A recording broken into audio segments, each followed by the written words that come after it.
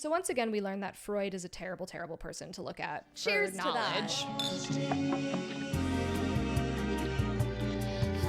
that. Freud had no idea what he was talking about. Great that he opened the conversation, but I wish that he would have just Shut his mouth a little bit. Yeah. So he famously wrote that a happy person never fantasizes, only an unsatisfied one. Are you insane? He's a crazy man. Freud, you silly, silly boy. How could he say that?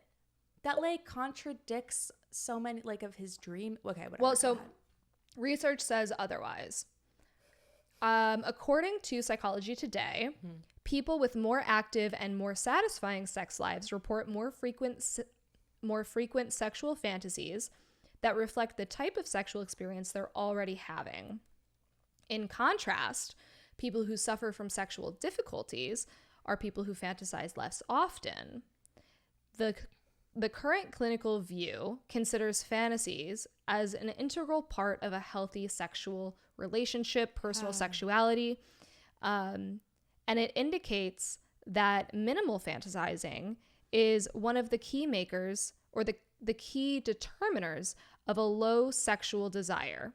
So what does this like really mean? Basically, it means that if you're in a happy relationship or if you're in a satisfied sexual relationship, totally normal for you to fantasize with your partner in mind, with that person in mind, about the acts that you're doing or acts that you want to do with that person.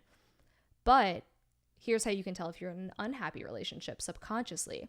If you're seeing someone and your sexual fantasies consistently represent sexual interactions that you're not having, or if they're constantly with people who you're not seeing, i.e. if you're fantasizing about someone else, someone you used to be with, someone that you don't even know, that's a really good sign that you're not feeling good about your relationship with this other person.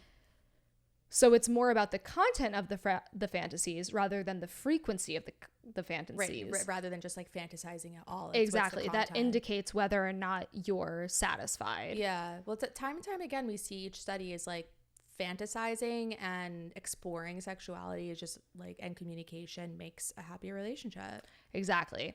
So people who aren't satisfied with their sexual and relational lives are more likely to fantasize about alternative partners than those who are satisfied. So if you're using your fantasies to manage or kind of maintain the distress or anxiety or whatever you're feeling, is actually a coping mechanism to help you boost your ego as you're kind of navigating your way through this dissatisfied relationship. Oh, it's almost like not cheating. Yeah. Like pretend cheating in your head. Exactly.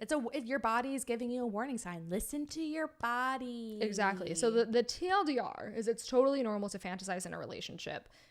But if you find your fantasies are constantly straying from your partner, you should reevaluate why that is and open up that conversation. Maybe you're just dissatisfied. Maybe you want to try something new. Maybe your needs aren't being met. But also maybe it's a sign that it's time to move on. Yeah. Or at least try communicating. Communication. All right. Well, do you want to get into the interview? I would love to. We had a lot of fun this interview.